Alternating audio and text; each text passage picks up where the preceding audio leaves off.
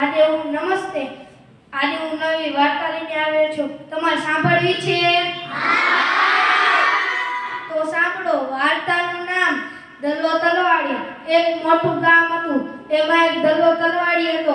તે સાંજના કામ કરીને તેના ઘરે જતો હતો અને ઘરે પહોંચ્યો અને તેની પત્ની કહે કે જાઓ અને રીંગણા લઈ આવો. તો પછી તો દલ્લો તલવાડીને એક વાડી દેખાણી. તેમાં ઘણા બધા રીંગણા હતા અને તેને એક મનમાં વિચાર આવ્યો કે કોઈને પૂછ્યા વિના કોઈની વસ્તુ ન લેવાય. તો પછી એને બોલ્યો, વાડી રે વાડી, 4-5 રીંગણા લાવ. તો બીજો અવાજ કાઢીને બોલ્યો, હા લ્યો ને તલવાડી 4-5. પછી તો એ લઈને ઘરે પહોંચ્યો. પછી તો તેની વહુને રીંગણાનું શાક બહુ ભાવ્યું. તે તો હવે રોજ લેતો. પછી એક દિવસ તેની વાડીનો માલિક આવ્યો અને તેને જોયું કે રીંગણા તો ઓછા છે.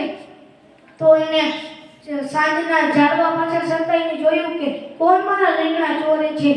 તો જેવો દલ્લો તલવાડી અંદર ઘૂસ્યો તેવો તેને પકડી લીધો અને કીધું કે ચોર સાલા, મારો દેશ રીંગણા. પછી તો એને કૂવા આગળ લઈ ગયો અને બાંધ્યો.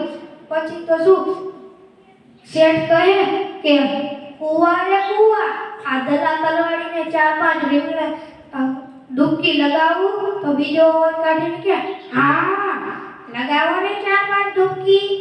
પછી તો શું તેને ડૂબકી લગાવીને જવા દીધો.